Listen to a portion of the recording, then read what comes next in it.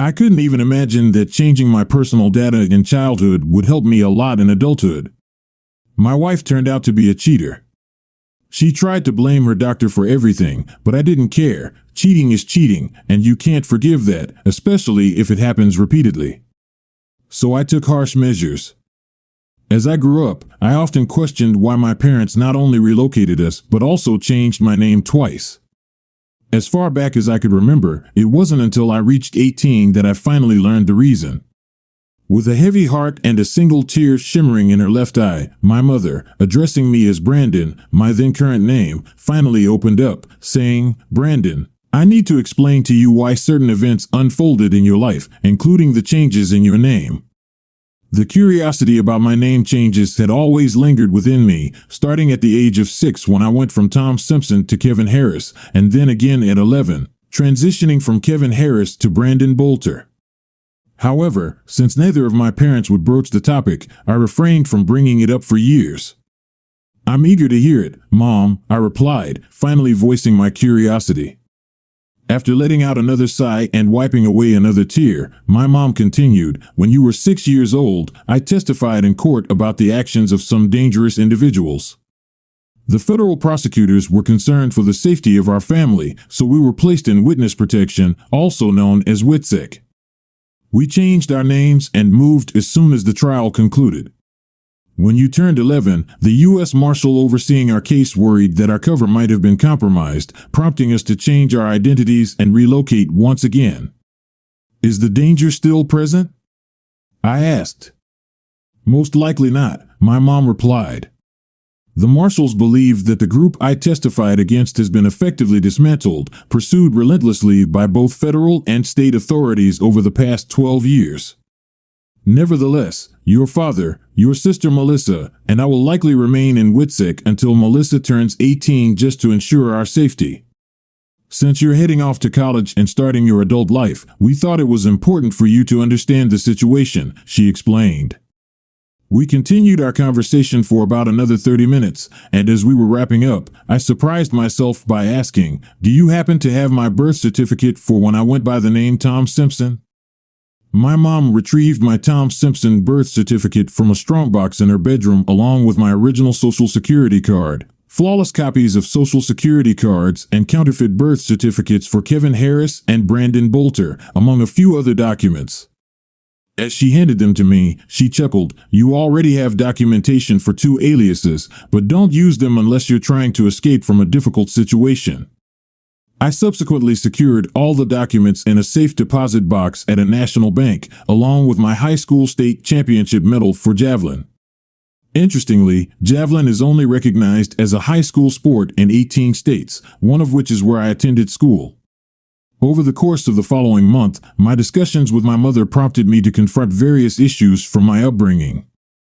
These included the rather sheltered environment in which Melissa and I were raised, the anxiety my parents experienced when I insisted on joining the track and field team in high school, their reluctance to allow photographs that might be shared outside our home, and a range of other quirks and challenges that defined my childhood.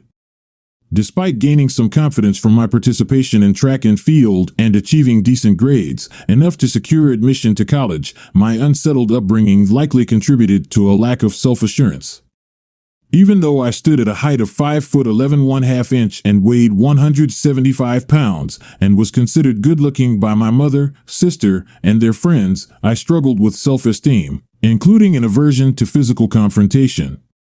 Among my other idiosyncrasies, I didn't have a fondness for traditional team sports like football.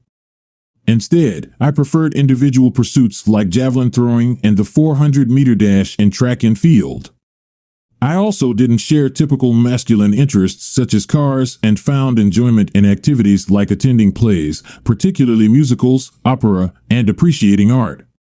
After graduating college, my family had been out of WITSEC for about a year as the threat posed by the organization had disappeared. However, we all retained our Bolter surname and identities. Upon finishing college, I began dating a woman named Jill Giron, whom I met at a singles outing.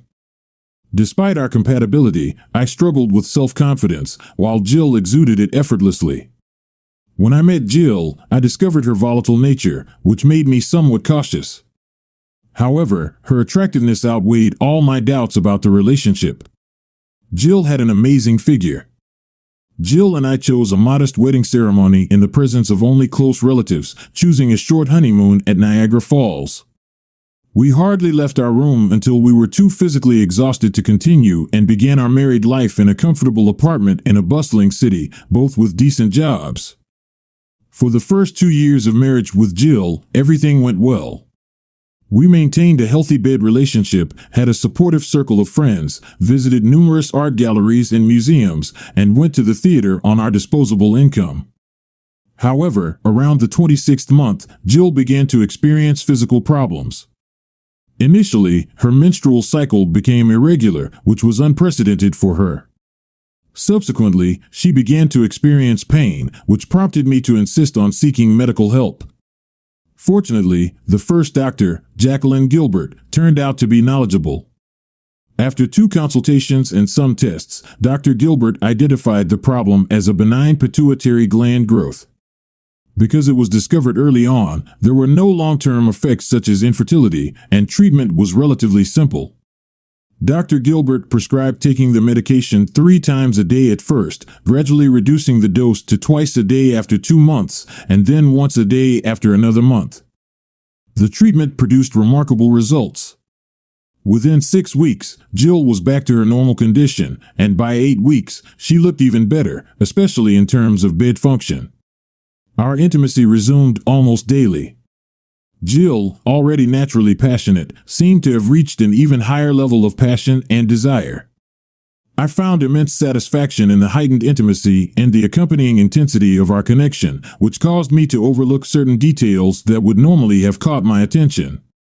Among these were instances of Jill slipping a pair of panties into her purse before leaving for work, occasional sightings of a second cell phone in our guest room, and her increased unavailability during lunchtime.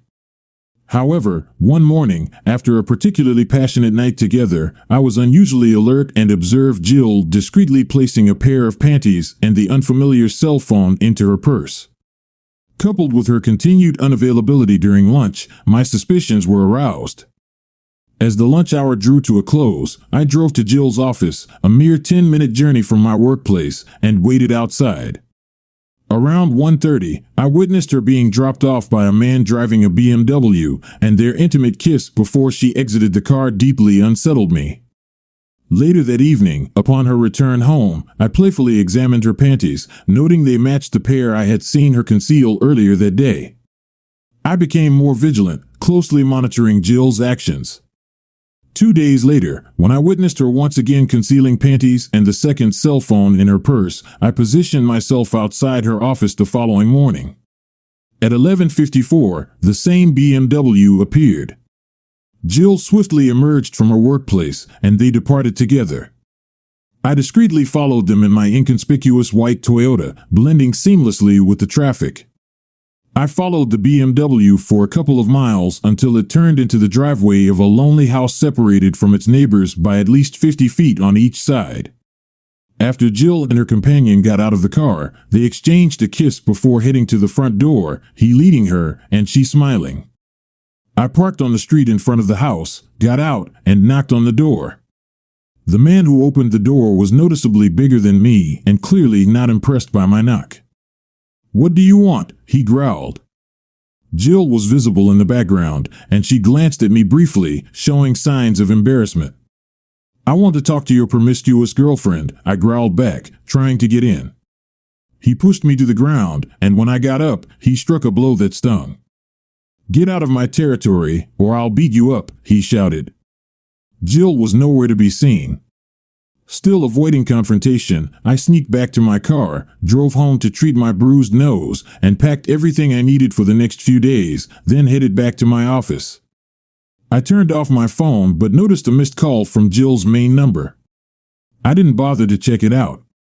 While at work, I approached the HR representative to inquire about using one of the 3 apartments designated for out-of-town clients that our company owned for the upcoming week.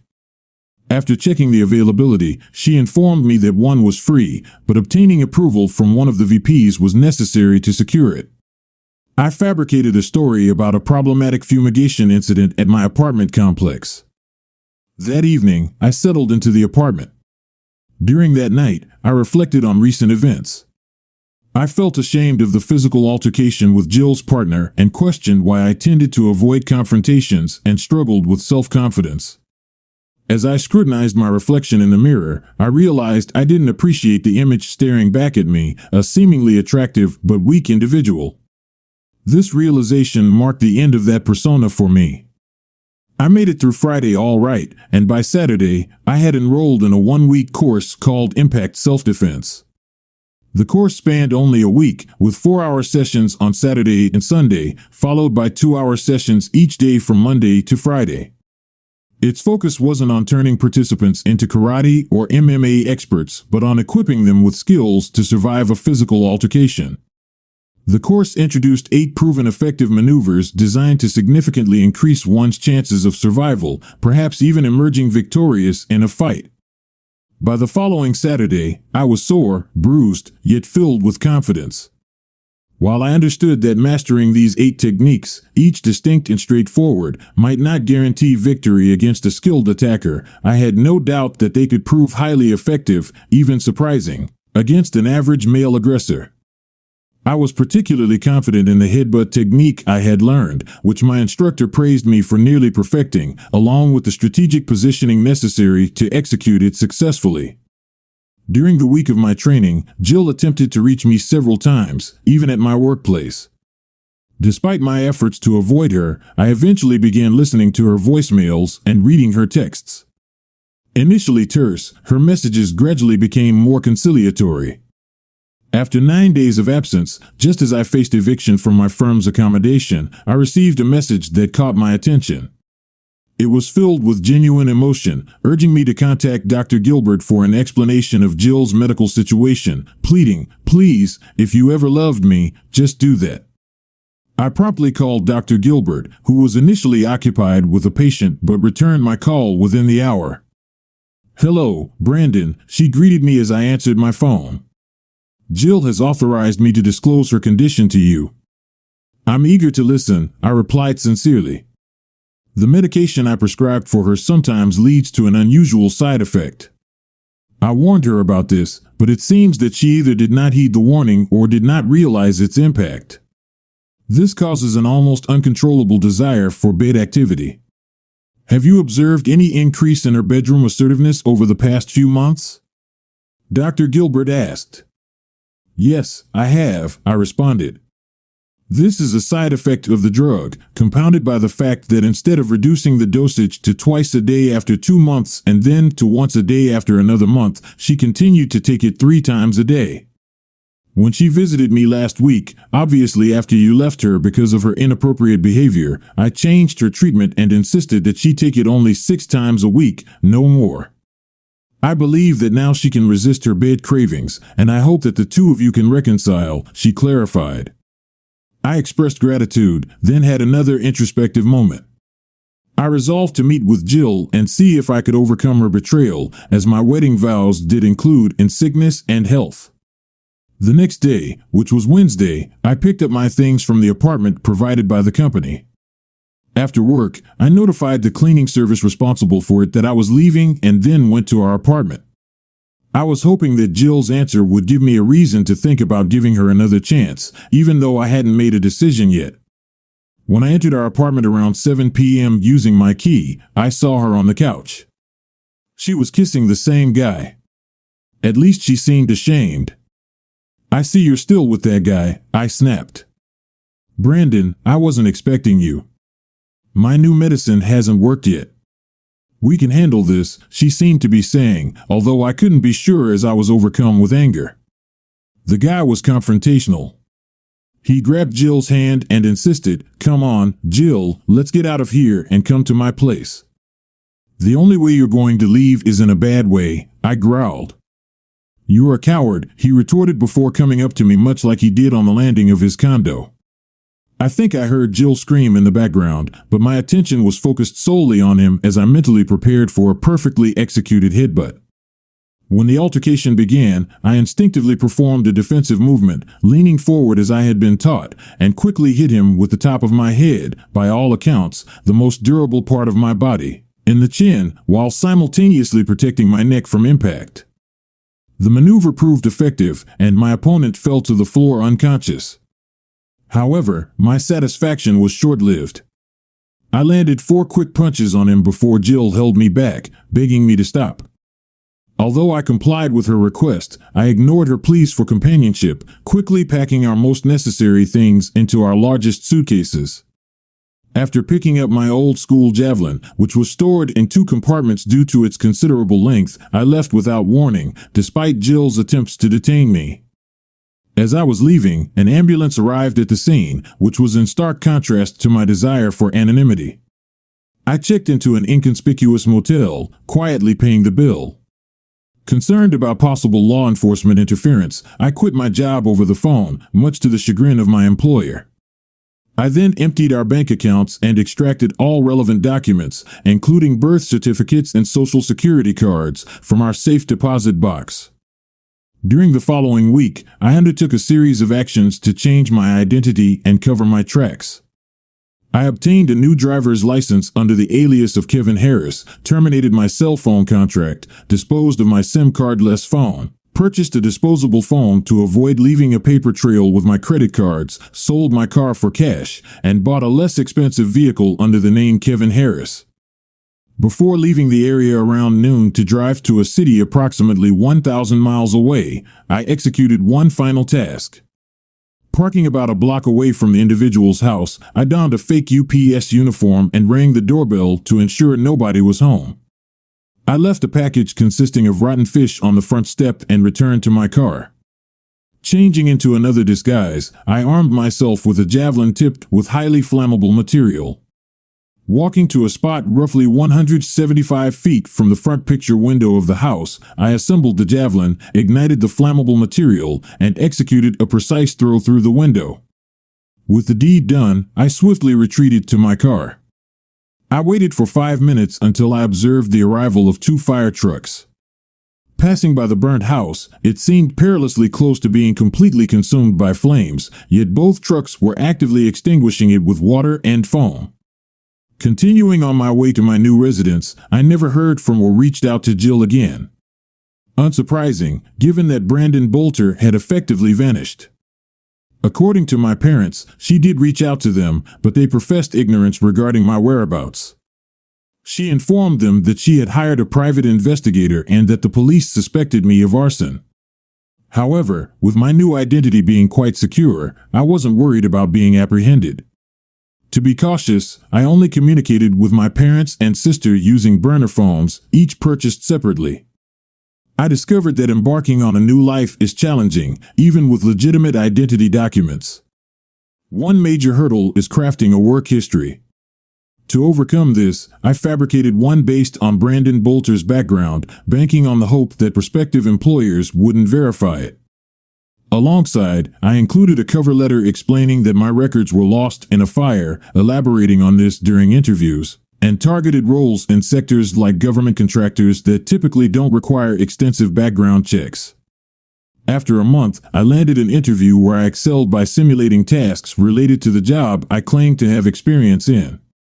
Ultimately, I secured a position similar to my previous job, albeit at a slightly lower level but offering room for advancement and a satisfactory salary. For the first 10 months or so after moving to my new home, I didn't have much experience with dating or the financial freedom to indulge in attending musicals or art exhibits as much as I desired. Then, by chance, an opportunity arose. Upon being promoted, I began interacting directly with clients. One of my first encounters was with Joan Green, a woman in her 50s whom a more senior colleague hadn't clicked with. However, I found her delightful rather than difficult. After our initial business discussion, I took her to lunch, and our conversation veered towards personal topics. It was during this conversation that Joan shared with me her passion for musicals, lamenting her husband's lack of interest in accompanying her to shows. She had tried going with friends, but none shared her enthusiasm, leaving her longing for a more fulfilling experience. "You're joking," I laughed. "I adore musicals. If only my financial situation allowed me to attend them, along with other live performances or art exhibitions, every week."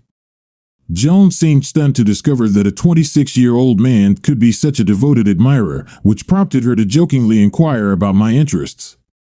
As our conversation unfolded, she was pleasantly surprised to learn that I not only had a deep knowledge of contemporary musicals like Hamilton, Phantom of the Opera, Les Miserables, and Cats, but also cherished older and occasionally obscure productions such as Brigadoon, Annie Get Your Gun, and Finian's Rainbow. Her admiration was evident. Our lunch extended by 40 minutes more than planned, yet we both relished the exchange. She bid farewell with a hug and a sparkle in her eye.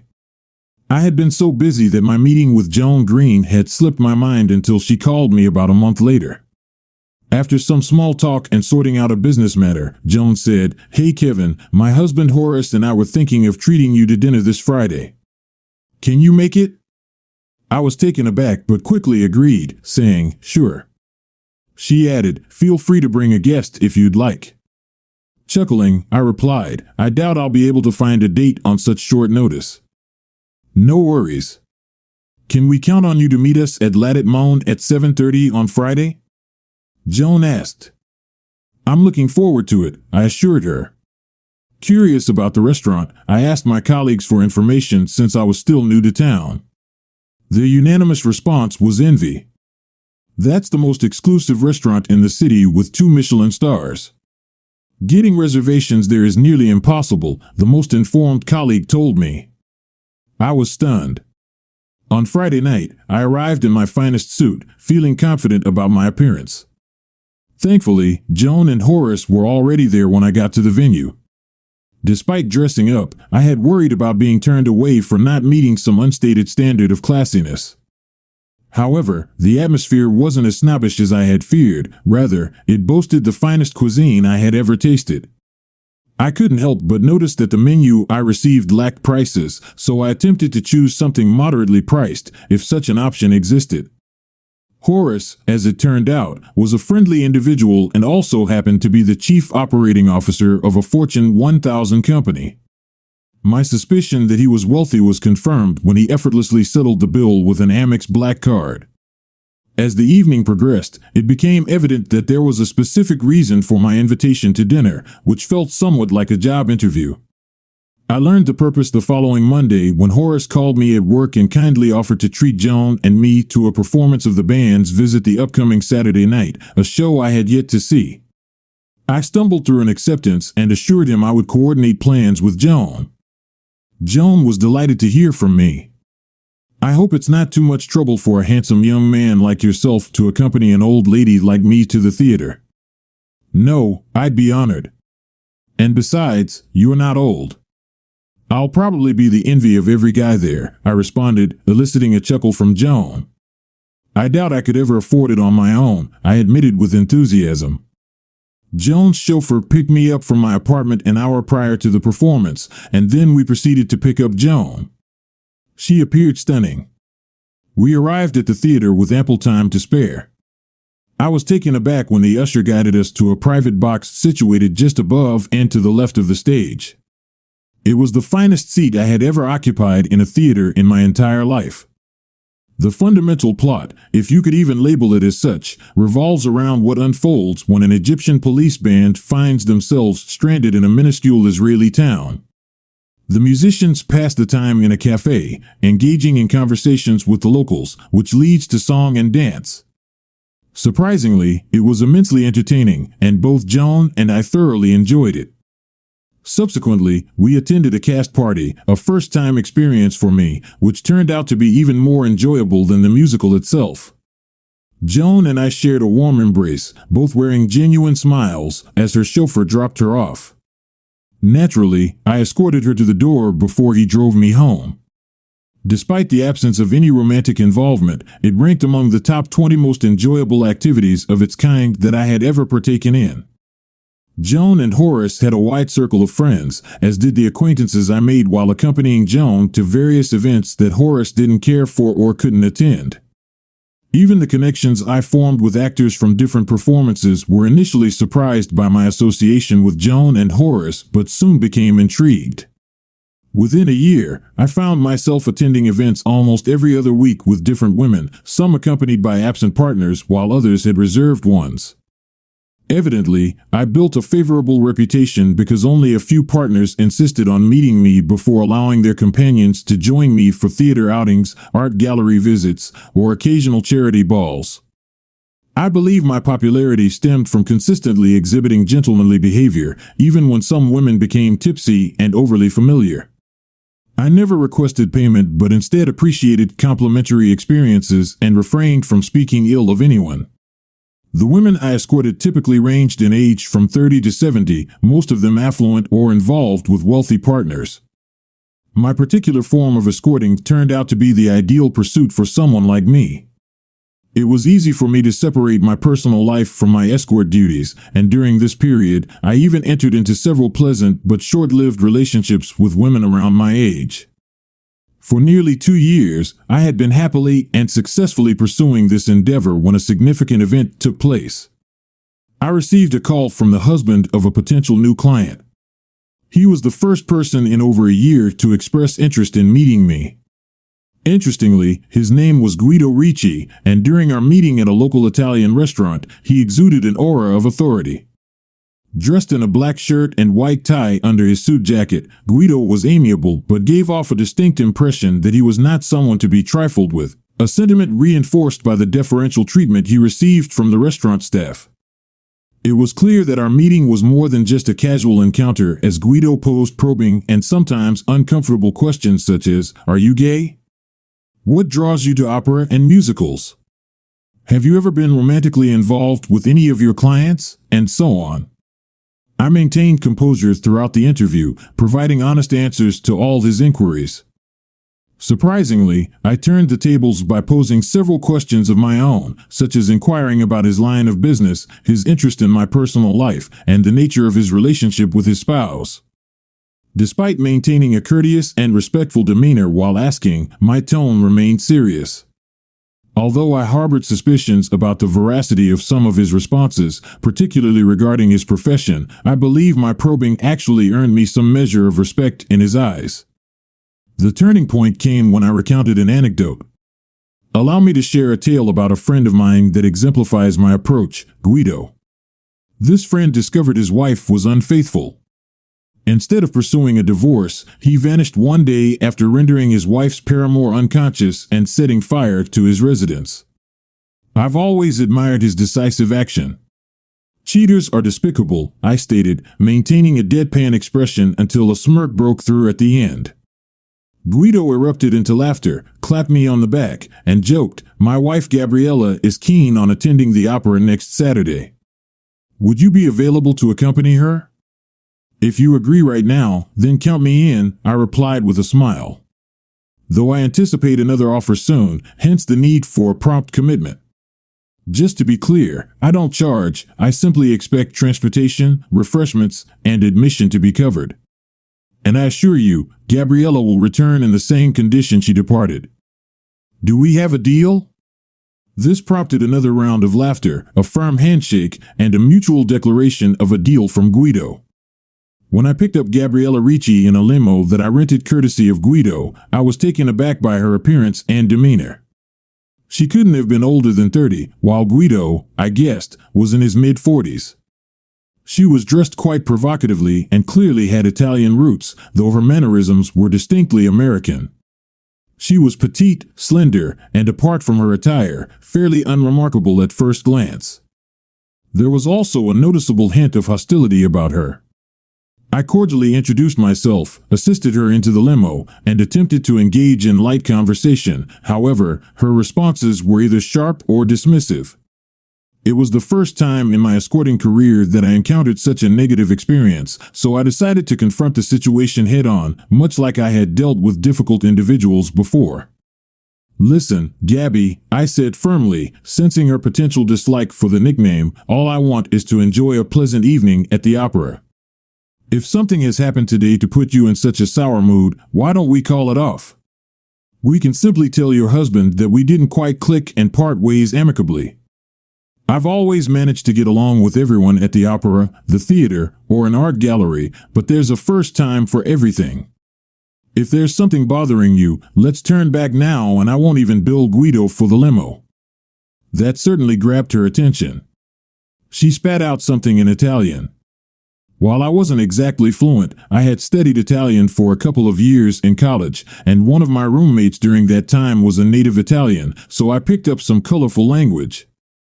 "Non sono il tuo idiota," I retorted in my somewhat shaky Italian, but it got the message across, judging by her widened eyes. She sulked for a moment or two before I broke the tension by asking in a mix of Italian and English, should we turn back or shall we see how well the new diva handles Violetta in La Traviata? Within minutes of my question, her demeanor softened. "I'll set aside my anger, let's enjoy La Traviata," she responded with a half-smile. The remainder of our conversation in the limo revolved around our mutual love for opera, discussing the operas we had seen in the past, our favorite performers, and so on. By the time of the intermission, the performance we attended had only one. Gabriella was surprisingly pleasant as she sipped her white wine while I enjoyed a club soda. As Violetta's final moments played out on stage, Gabriella's emotions mirrored the characters. When the curtain fell, Gabriella had tears in her eyes. I offered comfort by squeezing her shoulder, and she smiled at me through her tears. After the show, Gabriella surprised me once again by suggesting we go to a nightclub, despite Guido imposing a 1 a.m. curfew. I consented. At the nightclub, Gabriella exhibited a completely different persona. It was then that I first recognized the elusive quality often dubbed the it factor.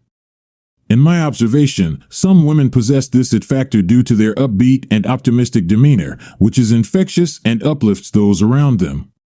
For others, it's indescribable. It transcends physical appearance and renders them irresistibly attractive even without conforming to certain idealized standards.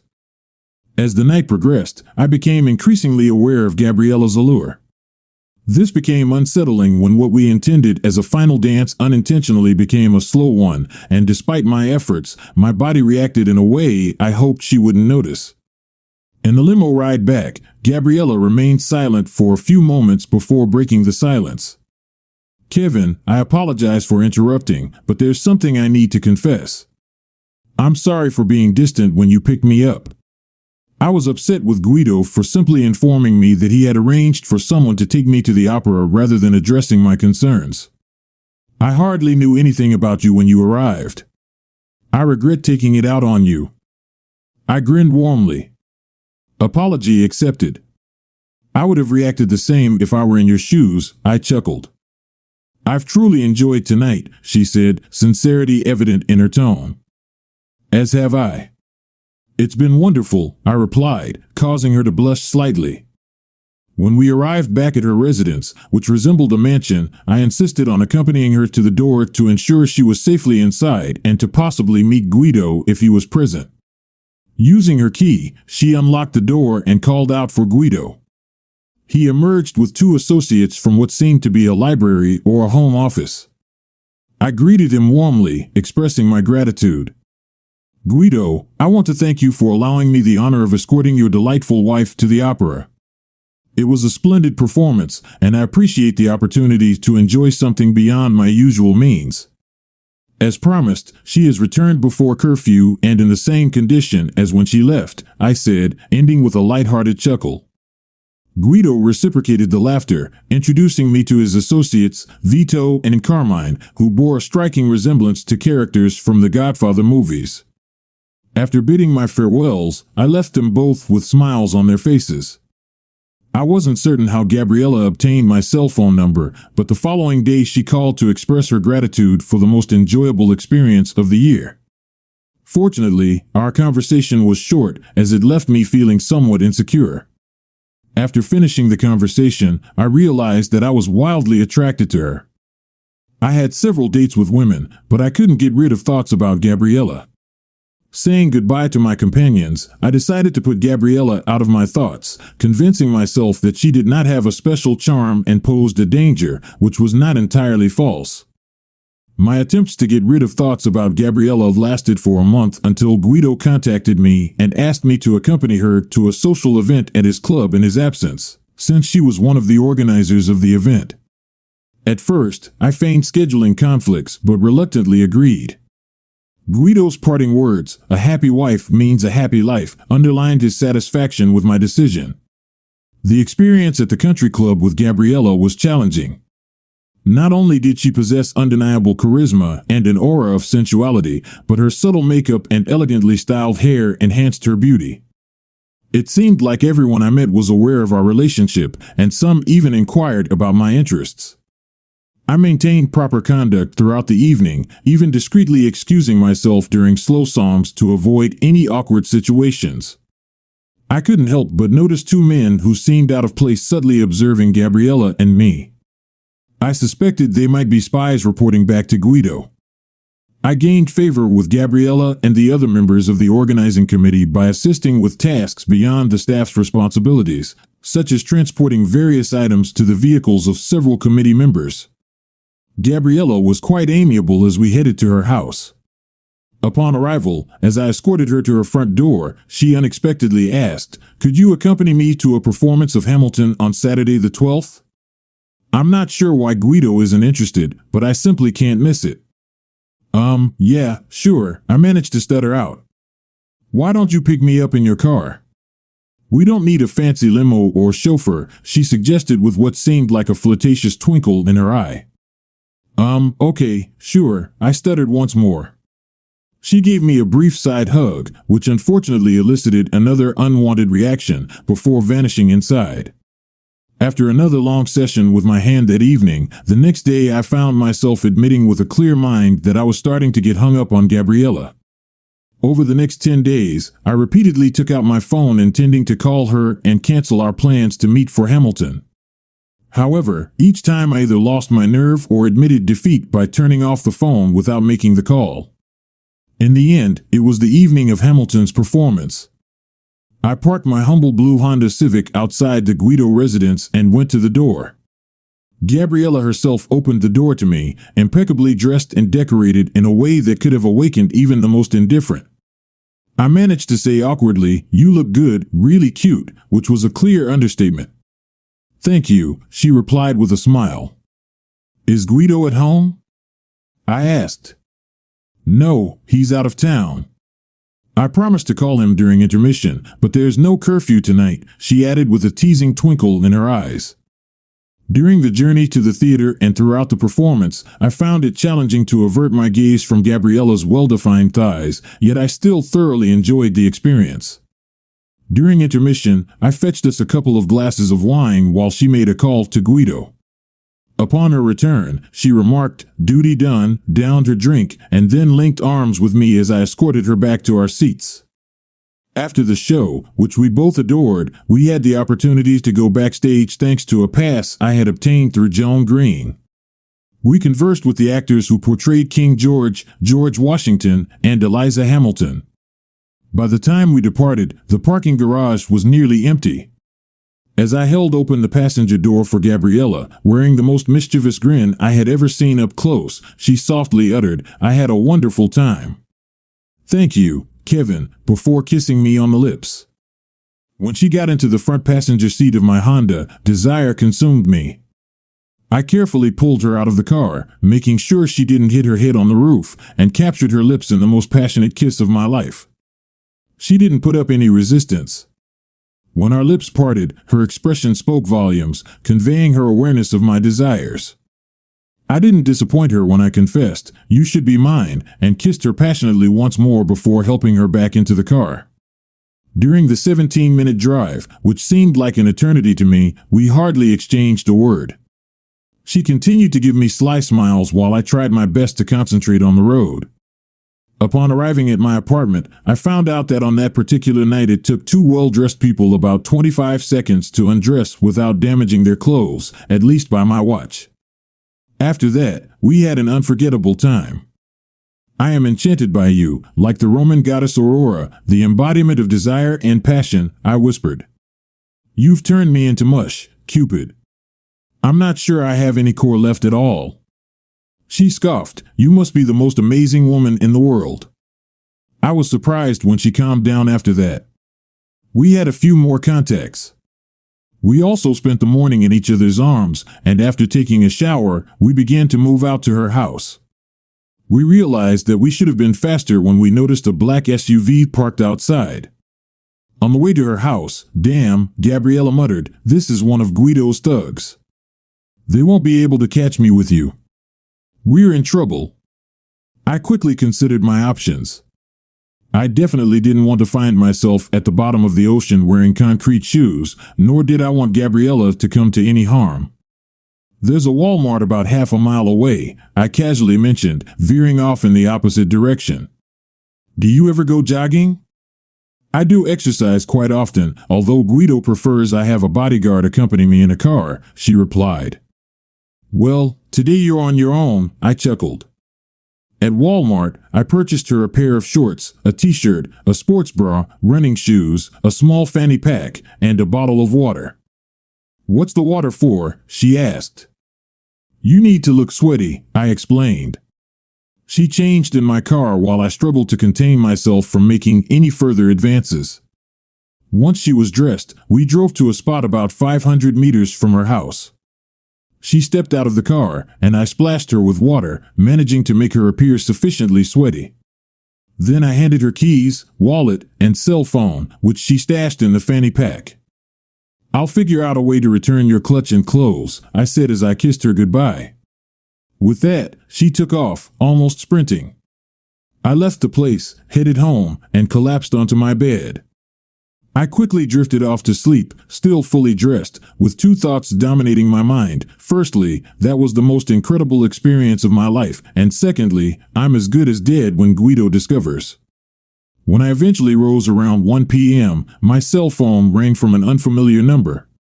Despite the likelihood of it being a sales call, I greeted with an enthusiastic hello.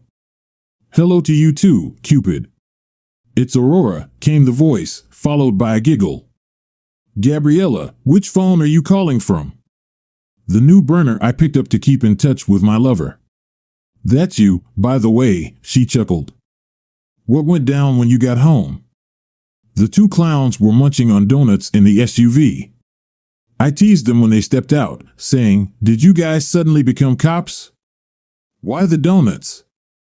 They found it amusing, but then Vito said, "Miss Gabriella, you know Guido doesn't like you running solo." I replied, "I was bursting with energy when I woke up at 6 thanks to last night's party going so well. So, since it was deserted, I figured I'd get moving." "Don't worry, I had my phone in my fanny pack, and there aren't any muggers out that early. Take your donuts inside, and I'll whip up some coffee for you two goons." Gabriella chuckled. "So they didn't suspect anything?" I inquired. "Not a thing, especially after I mentioned I was going to wash off the sweat after making them coffee," she laughed. We exchanged a few more words before she said, "Kevin, I need to see you. Meet me at Crossgate Mall by Victoria's Secret at 3:30, okay?" "You couldn't keep me away with wild horses," I replied. At the mall, she handed me a disposable phone, and we exchanged disposable numbers. "We need some basic rules to stay unnoticed," she said. "I wish there were more of you, but we can't let ourselves be caught. Don't leave voice messages unless it's a fake Chinese restaurant with the wrong number," she instructed. "No text messages, just short conversations to set up meetings." We discussed additional recommendations until she said, "This should cover us.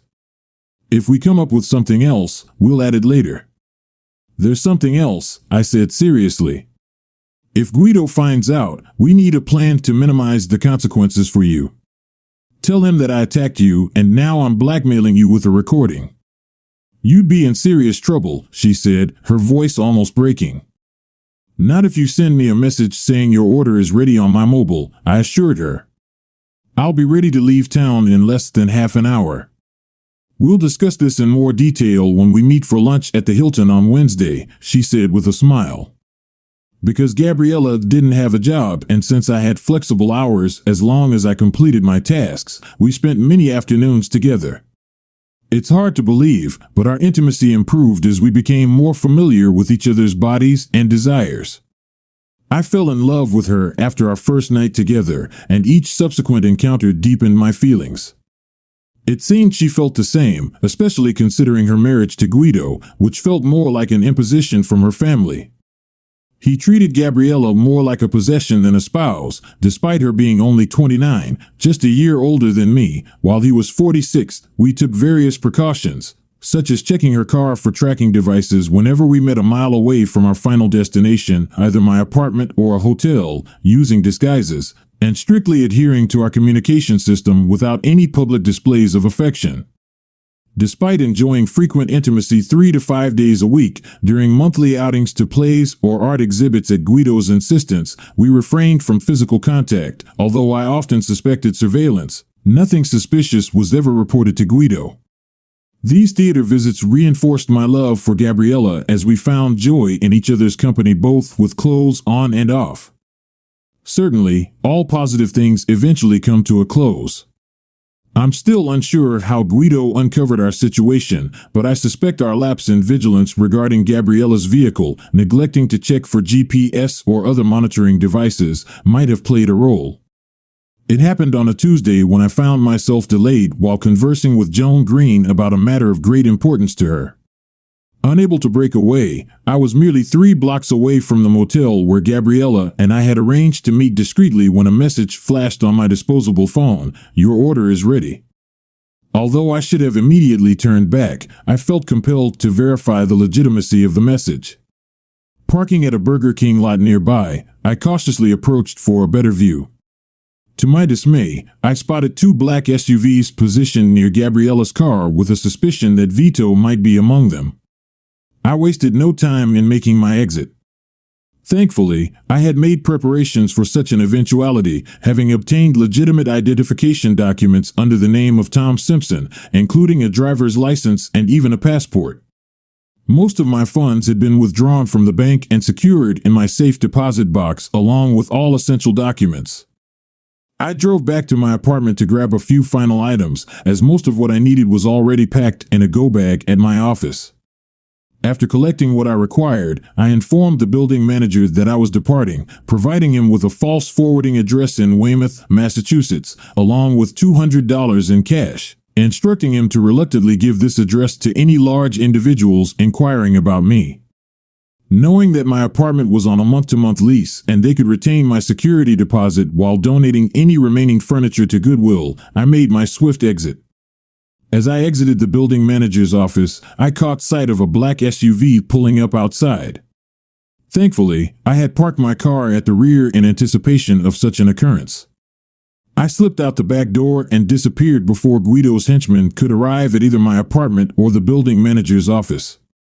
While at my workplace, I purchased a one-way airfare to Boston using a credit card, despite having no intention of actually traveling there. Following this, I submitted my resignation to HR, citing a family emergency that would likely keep me away indefinitely. I swiftly exited the high-rise building through the delivery entrance, grabbing my pre-prepared bag as I left. Earlier, I had arranged to park my car at the back of the building, compensating the loading dock custodian with $50 for allowing me to do so. Afterward, I drove to my bank, emptied my safe deposit box, and then proceeded to a nearby used car lot, which I had already identified in advance. There, I sold my car for cash under the alias Kevin Harris, transferring the title accordingly. Across the street, I purchased another vehicle in the name of Tom Simpson. I then retrieved my belongings from the first car lot and departed, heading in a direction opposite to Boston. During my journey, I canceled one of my credit cards, the one with no remaining balance. Once I settled the outstanding balance on the other card, which I had used to purchase the plane ticket, I planned to cancel it as well. I made condolence calls to Joan Green and my boss using my regular cell phone before removing the SIM card and disposing of it. I intended to recycle the phone upon reaching my destination. For the time being, I kept my burner cell, confident in its lack of GPS functionality, a precaution I had taken long ago. I was hopeful that Gabriella could successfully execute the blackmail plan we had rehearsed. Its intricacies, given her intelligence and flair for drama, made me confident in her ability to pull it off. About a month after arriving in my new city as Tom Simpson, following the same procedure I used to secure a job transition from Brandon Bolter to Kevin Harris, I found employment and set up a modest apartment.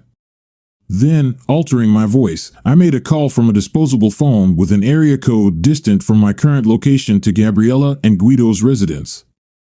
One of Guido's associates answered.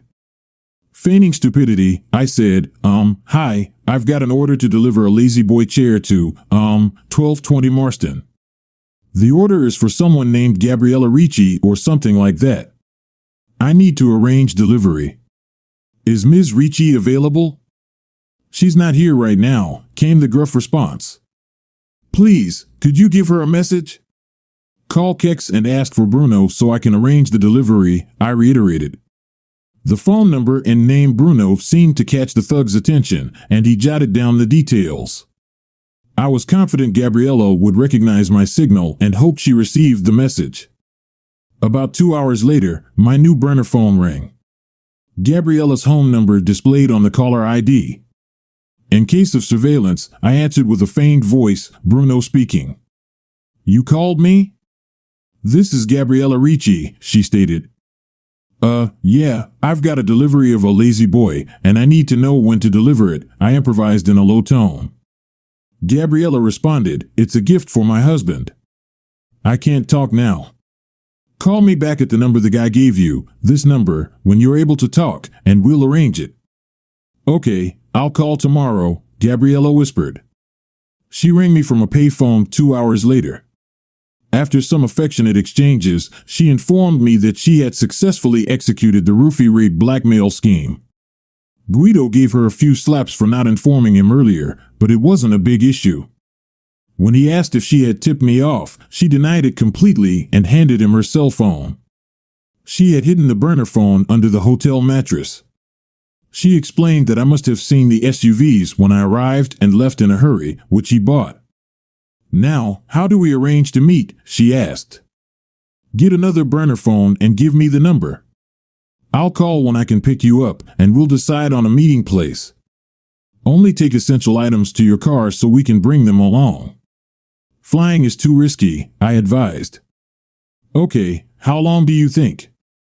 Maximum 2 weeks, I replied.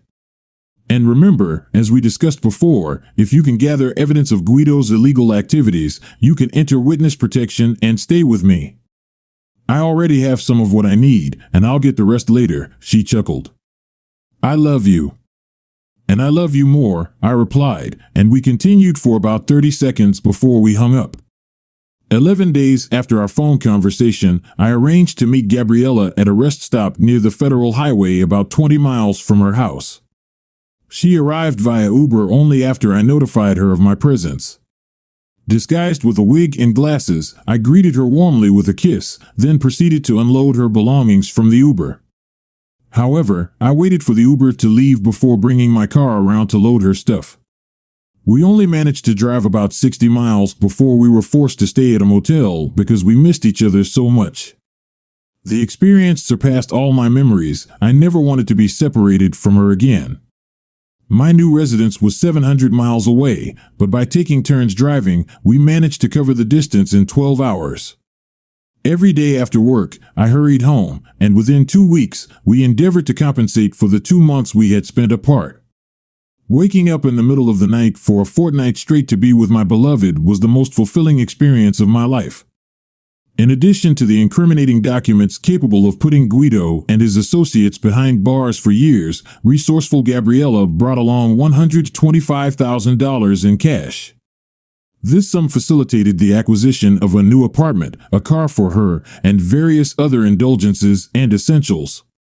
After ceasing to behave like newlyweds and becoming typical active and purposeful young people, I turned to my former security supervisor for advice before contacting the local FBI office.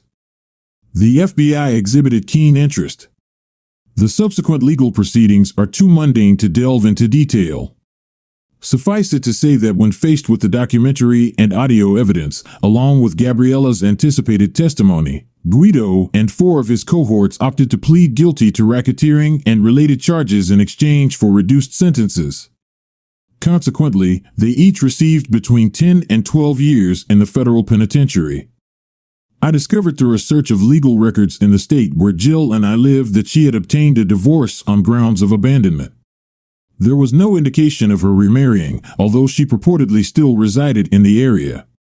Gabriella's assistance was greatly appreciated by the authorities, who expedited her divorce proceedings and placed her in the Witness Security Program, WITSEC. We tied the knot immediately after her divorce was finalized. She now goes by the name Gina Simpson. We have 3 children, and living in WITSEC with such an amazing woman is far more enjoyable than my childhood. Who could have imagined that Kevin Harris's hobby would lead to a lifetime of happiness for Tom Simpson?